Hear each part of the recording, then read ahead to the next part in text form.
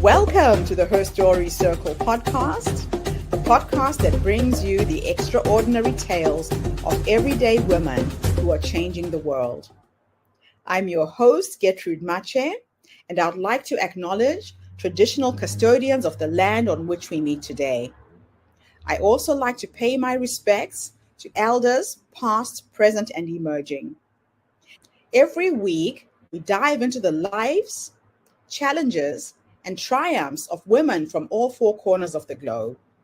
We're here to inspire, enlighten, and connect, sharing stories that uplift and empower. So grab a cup of coffee, settle in, and join us as we explore the incredible journeys of women shaping our future. This is Her Story, where every woman's voice matters.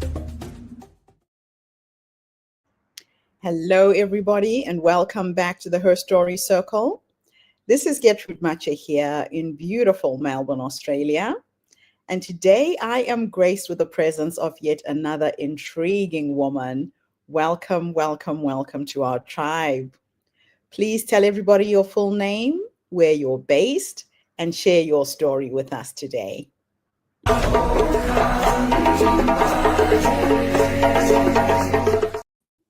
Okay, hello everyone.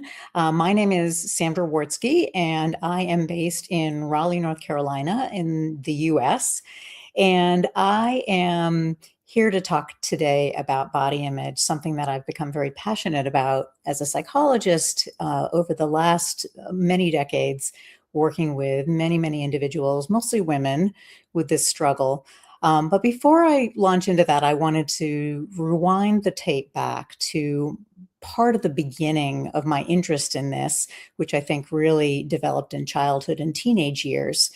I grew up as a teenager in the 1970s and 1980s in a small town up in New England, USA. And the 1970s and 80s were a time in history when a lot of the diet craze was really starting, and there were push and just this idea for bodies to be more controlled. And so one of the ways that came out in magazines and TV commercials were a lot of crazy, crazy diets, things like the grapefruit diet and cabbage soup diet and the coffee diet, the egg and wine diet, Slim Fast and Weight Watchers, and all of those things that filled those young eyes as me and my friends navigated through our schooling in those young, impressionable years. And I remember many of, my friend groups trying to dip into that and figure out, should I do this diet and then that diet? And I would sometimes wade into those waters with them, but I mostly found myself pretty resistant because it just left most everybody feeling kind of grumpy and gassy and grossly underfed. And it just didn't make a lot of sense to me. Yet at the same time, I ended up feeling a lot like a failure because I didn't follow through with doing those kinds of things that many of my friends were doing. And so on the one hand, I didn't want to do this, but on the other hand, should I be doing this? And that was a big conflict for me. The other thing that was going on in the 1970s and 80s was the big exercise craze was starting to come to America. And a lot of those chain gyms that we now see in a lot of the US were just starting. My family didn't have the money or the inclination to have us join a gym, but I do have very vivid memories of my mom getting the Jane Fonda aerobics workout tape and very strongly suggesting to me that I should do it. And I can still picture Jane Fonda with her striped bodysuit and her leg warmers and continually chanting, "Can you feel the burn? Can you feel the burn?" And I did feel the burn. I did the video a few times, but I didn't really like that burn. I was preferring to go out and ride my bike and read or sketch or walk through the woods. That felt much more appealing to me. But again, I was in this contrast that there was a part of me that wanted to rebel against this craze, but then also again felt like I was failing to not get caught up in that craze. That was really, now that I look back, I know that was kind of an underpinning of my work that I do today. Um, so I feel lucky to have gotten out of some of that childhood and teenage years in without having really gotten stuck in those toxic waters. But I still do very much remember how there were times when bodies were made fun of, or bodies were criticized and objectified. I can still remember visiting relatives that I saw maybe only once a year, and that they would say to me something along the lines of, "Oh, you've gained weight from last year." And I remember feeling on the one hand like, "Oh, was I not supposed to gain weight?" And, feeling kind of shame or embarrassment about that. But wait a minute, I'm growing and I'm supposed to be gaining weight each summer that you see me. And so again, it was very confusing. I was also one of those kids that was visited early by the puberty fairy. And so I was probably about 10 or 11 years old when I started developing hips and breasts. And I remember this being a cause for some of the kids in my classroom, especially some of the boys, just kind of teasing and, again, objectifying my body, which again was very confusing. I mean, I don't know what these 10 and 11-year-old boys knew much about bodies either, but again, it was this idea that, oh my goodness, I'm feeling ashamed that my body is growing, and I wasn't in charge of the body growing and developing, but it did. And now I'm being kind of teased and just kind of put on the spotlight for that, and that was just very painful. Um, so it was a very confusing time, and it was my first foray really into this idea that what is body and body image, and how we look at our body and how others look at our body. What was that all about? Again, I felt lucky that I didn't get, as I would say, kind of pulled down into the riptide as some of my girlfriends, who really ended up struggling, and that was confusing too. I didn't, some of them would disappear for weeks on end, and as it turns out later, they were hospitalized, and I didn't know what to say. I didn't know what to ask. I'm sure I wasn't able to be as supportive of a friend as I could have been. But I have this great sense of confusion that came from my childhood and teenagehood about the body.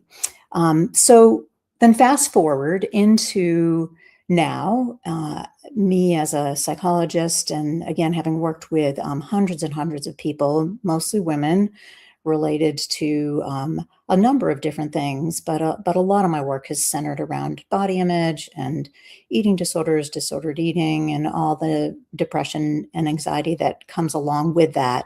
And I've been really honored to do that work. It's been a privilege that people are brave and vulnerable to come in and talk about things that are important and are perplexing and confusing to them.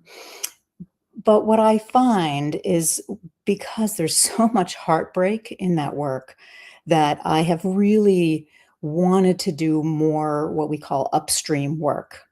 And the upstream parable is one that has actually been popularized by Desmond Tutu. And it's this idea that when we keep pulling drowning people out of the river downstream, we eventually often want to go upstream to find out what is pushing these people into the river.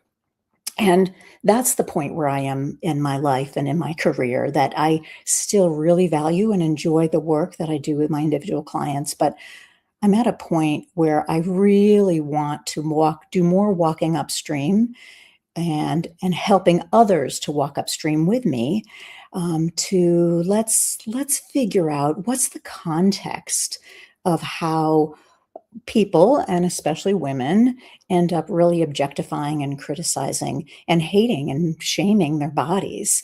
And so I really enjoy talking to schools and other mental health professionals and communities and parents and medical professionals, and now with the Her Story Circle to help share more information about this, what I think is a very, very important topic area. Absolutely wonderful. Sandra, you have touched on a subject that impacts women globally. This is all over the world. Women suffer from this poor self image. But let's go back to some of your earlier memories of yourself. What is the earliest memory that you realized that your body was being judged or compared? How old do you think you would have been? I think I was probably somewhere between 8 and 10. And again, it was probably either one of those relatives commenting negatively or in the schoolyard with other children as I was, launching into puberty early. And when I look back, I think, goodness gracious, that was so young, but actually not uncommon. As we now know that, the 8 to 10-year-old range is a pretty common time when people begin looking at their body, not from within their body. Hmm, that is so true. So, how did growing up in the 70s and 80s shape your belief about beauty and self worth? Mm. Yeah, it was confusing. I mean, there again, as I said, there was a part of me that really felt like, oh goodness, should I be following along with these diet fads or these, crazy exercise regimens and this restriction and constriction and overthinking and shrinking and mimicking and manipulating and all of that just is what I recall being really pushed on so many of us. And I think it continues now, but actually, I would say even in a more exaggerated way because of social media, which didn't exist when I Yeah. was growing up. So it was an impact, but I think I was lucky in the sense that I could also get away from that impact. As I said, I could go walk in the woods or go ride my bike, and I didn't have to get caught up in that. And so it was absolutely an impact, and it's probably shaped part of why I do the work that I do today. Um, Mhm. but I also feel fortunate that I am not a teenager today, frankly. Yes. There's a lot of pressure on teens. Now, you speak about these upstream causes. What are they? And what moment made you look upstream instead of treating the symptoms? Was it something particular, a case study?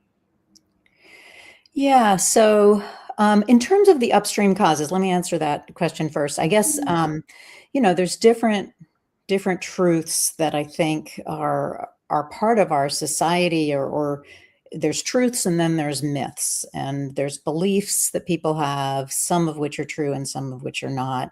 So I think when we grow up, as again, these are the waters in which a lot of women, as you say, globally swim in terms of this negativity towards our body, and often this idea that we don't always think about behind the scenes there. Some of that negativity is related to some of the media, and if we trace that back, some of the media, it's really about marketing and about money, right? So Yes. it's like, here's the problem with your body, and here's a solution. So buy this cream or buy these pills or buy this treatment, and that's the solution for your body. And it's just so mixed up. It gets a lot of individuals into this idea that their body is a problem or their body is something that they have to fix, versus Hmm. to be with their body and to accept their body.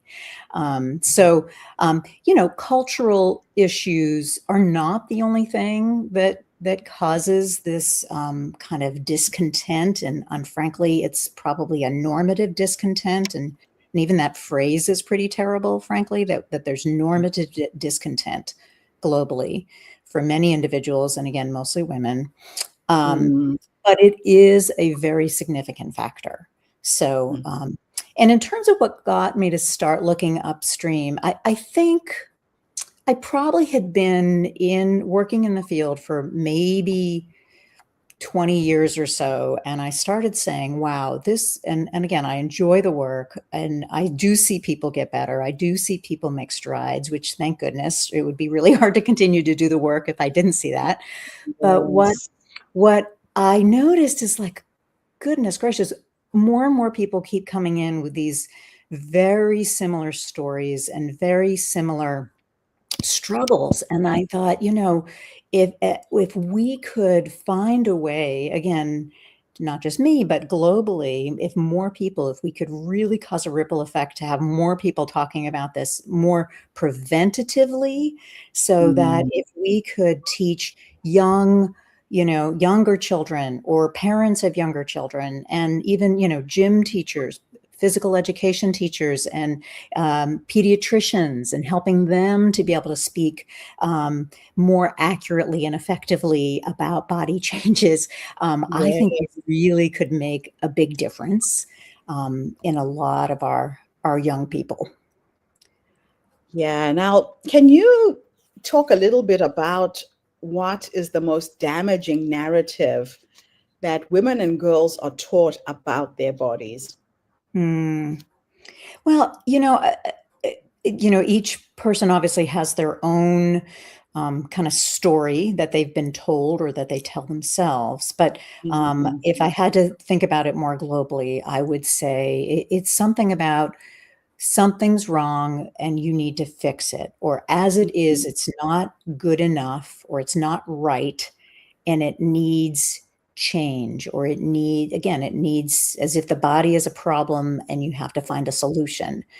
And that, again, I find that often, and I find this with my clients, that often very well-meaning parents, or relatives, or neighbors, or pediatricians, or teachers, were maybe thinking they were helping the child by saying, oh, well, if you just do XYZ, then that won't be a problem anymore. Or you do mm, something, use this product, or eat less of that, or do more of that, thinking that that's what's going to be the solution. But unfortunately, it's misaligned, it's misguided, because the body is not the problem. The image of the body is the problem, not the yes. body. And that's the message, again, that I really am hoping that we can get out there to more and more people. Yeah. Yeah. And the thing is just to think about your body as something that functions without you having to think about it. Your heart beats, you wake up in the morning, you open your eyes, you can see. Going back to appreciating these very, very basic things about our bodies, I think, is a good starting point, right? That's right. Yes, right. That this idea is not taught, but that all bodies are good bodies. And like you Yeah. say, right, like I think about it, I talk about it as, it's almost like we have a mini city inside of our body that is functioning Yes. day and night, 24/7, taken care of, right? So we can see, so our liver functions, so that we continue to breathe, that our skin repairs if we cut, get a paper cut, whatever that might be. And Mm, often, our bodies are doing all of that work, despite the fact that we may not, hydrate enough, we might not sleep enough, we might have very stress-filled days. And our bodies, though, work really hard to be resilient and take care of us. Um, Yet here we are, often hating on and shaming our body versus thanking and appreciating our body. So yes, that is an important, I think, a shift or a reframe, mm, that we're not there yet in our world. I hope maybe one day. I'm not sure that it'll be in my lifetime, but I really hope we can shift the frame of how we all view our bodies. yeah. Now, you talk about befriending the body. Mhm. What does that look like in a daily life? Yeah, so part of this framework that I like to talk about is this acronym of BODY, BODY, and the B is befriending the body. And what I mean by that is this idea of, as it sounds, being more friendly to the body. So being with the body, treating your body as you would a dear friend or a beloved child or a beloved pet, to be gentle, to really allow the body it is what it is. And Yeah. often, this happens, I think, in other habit changes in humans as well. Like, we sometimes think we have to push ourselves and be angry and mean with ourselves in order to have a change, but actually it's quite the opposite. It's more compassion is often what allows things to bloom and blossom and just Right. get to a better place. So it's Mm. really flipping the idea of, instead of coming at it as if, in this angry, hostile, commanding way, instead to just befriending the body. Hey, I see you. I've got you. Thank you so much for working so hard. I know I didn't give you a lot of sleep this week. I'm going to work on that this weekend. And thank you so much. Love it. Yeah. Now, how does negative self-talk impact the brain and emotional well-being? Yeah. Oh, in so many ways. I- in some of them are visible and some of them are more invisible. But often when someone's caught up in a negative self-talk kind of spiral, it's hard to I think of it, I talk about it with my clients a lot, about being almost like a gerbil wheel or a Ferris wheel that's almost stuck and isn't stopping, and it sometimes goes faster and faster. So if we have a negative self-talk, and then if we listen to it, and then if we secondarily believe it, we are actually just increasing the speed. Oh, I'm not good enough. I'm not good enough. Nobody likes me. Nobody likes me. Oh my gosh, I can't believe nobody likes me. So we take a thought and then we act as if it's truth. And we Yes. we then react to the thought as if it's factual, when often Mm. it's fictional, or it just started as a worry and then it Yes. became as if it were a fact. So And it we it blow then it up in our own minds, right? yes, yes. Mm. It can be Wow. so debilitating. But the good news on that is that when we can begin to disrupt that and begin to shift some of our self-talk, we actually Yes. can go in a different direction. So that's the good Yeah. news. Yeah. I love it. Now, many women over 50 feel disconnected from their bodies. Hmm. What would you say to them? Yeah. Yeah. So there's a woman named Deb Benfield who's written a book called Unapologetic Aging, which is great book, actually, by the way. But and she says many wonderful things, but one of the things that I really like that she says is that a changing body is evidence of us living. And what a beautiful concept, right? That instead of it being Yeah. like, oh no, I have more wrinkles, or my stomach looks different, or my hair looks different, is graying or whatever, to be able to be like, okay, that's evidence of me living. My body is my protector. My body is my historian. My body has been my companion. And it's holding Yes. all that wisdom of all those lived years. And again, it's a reframe, right? I think if we've upheld this idea that a body is supposed to be a certain way, then of course when it changes, we then might feel really discouraged and frustrated about that. But if instead we uphold this idea that yes, of course our bodies are supposed to change throughout Mhm. lifetime. And Wow. I think, we understand that from babies through teenagehood, but I think somehow that gets lost. Like, we somehow think that after age 18, we're not supposed to see a lot of change. And Yeah, that's simply false, not not true. true. Right. Wow. Now, what role does social media play in shaping body stories across generations? Yeah. Well, I think it is so, as we know, it's so prevalent now and so accessible by so many people all over the world Mm. and of all ages, but especially, I think, the youth are so tuned into that. And there's something very different about seeing a visual of something than just reading it. So back in my day when I was growing up, yeah, there might be a flashy headline, and maybe a picture, but then there was lots of words and paragraphs and, to have Right. to read, right? But Yeah, now it's, picture, picture, picture, and it images first. images, Yeah. right, which are they go into our body and our bloodstream so much Mm. quicker and so much more effectively. Now, the marketers know this, right? So of Yeah. course, right? Like, so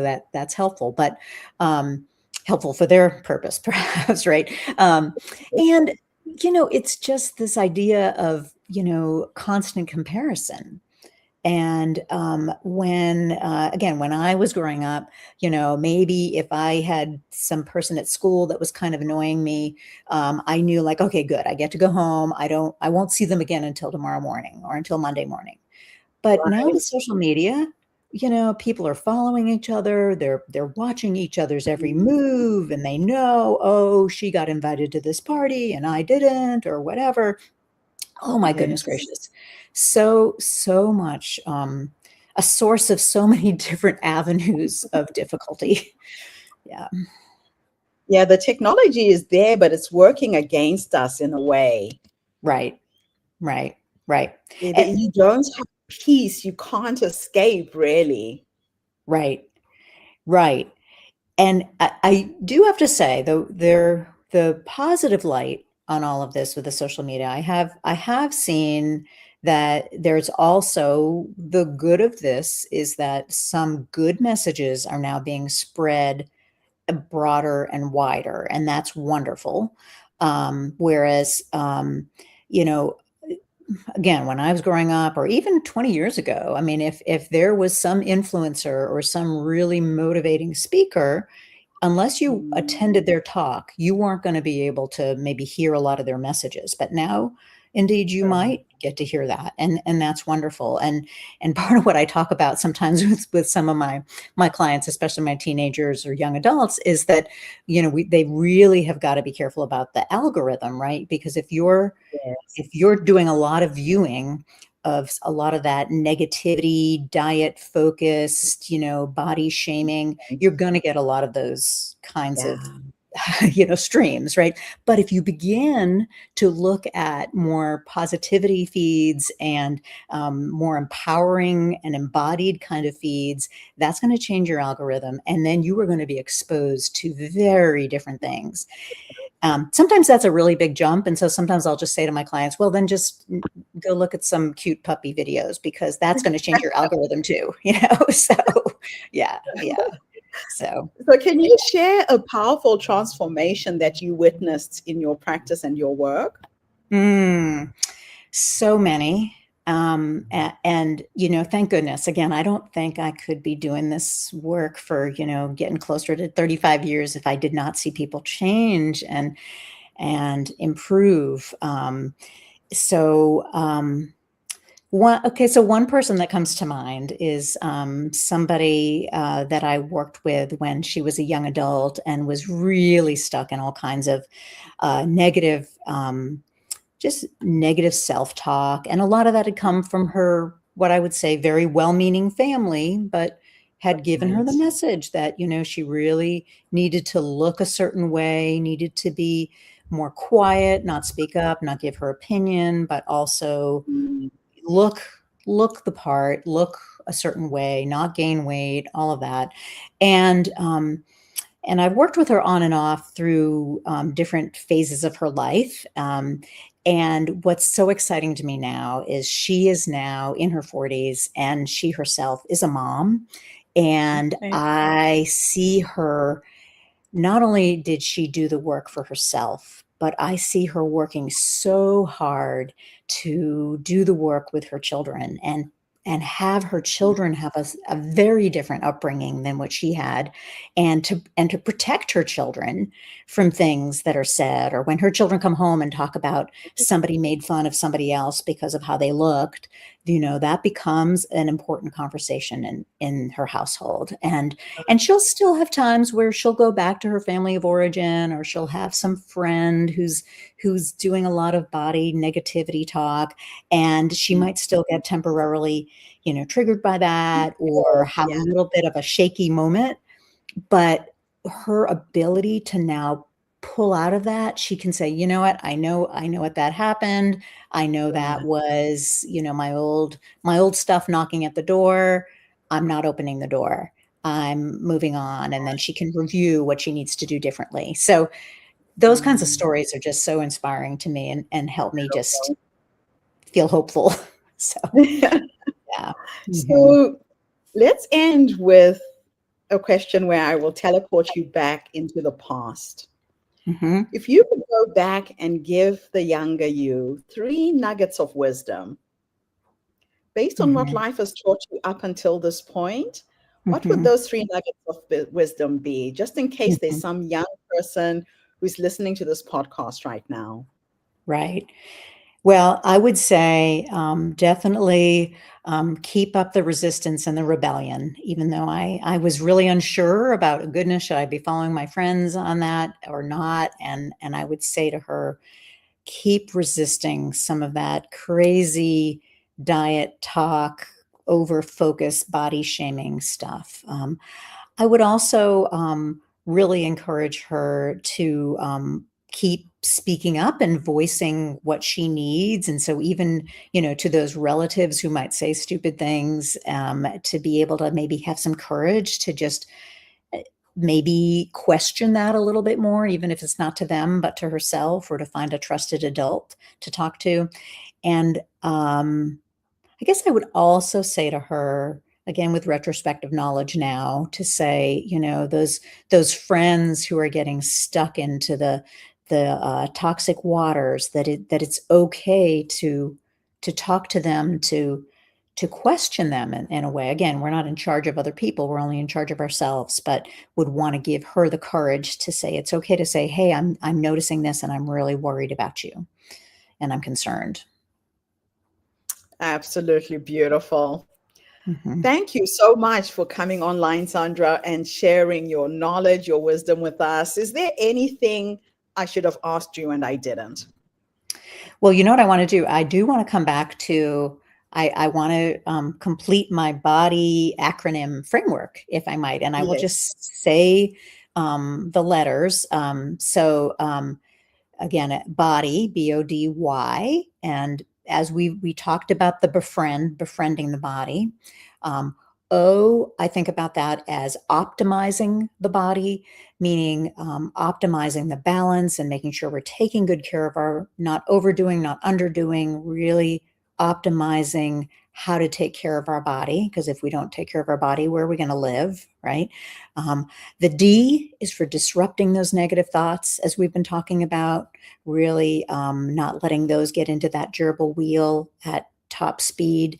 And the Y is yes, and yes to living, not making it a conditional living process, not I will go to that event as soon as such and such, but I'm going to embrace living, and yes to opportunities and purpose and connection. So that's my body acronym. Absolutely beautiful gift that you gave us today. Thank you, Sandra. You're And welcome. thank you to everybody who tuned in today. The Her Story Circle is not just a podcast. We're a social impact movement that brings you the stories and voices of women from all over the world. We share our stories to uplift you, to inspire you, to energize you, but most importantly, to take you from where you are now to where you're trying to go. So if you are a woman who is suffering from that poor self-body image, you're needing some support, here's an expert who can help you. I've had Sandra's website at the bottom of the screen. I'll just put it out there again. Reach out and get some help.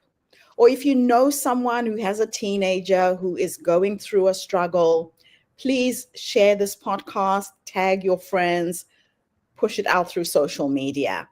This is the kind of content that we're talking about that is needed so that young people are getting positive messages around their bodies, around their self-image, instead of all of the negative stuff that is out there.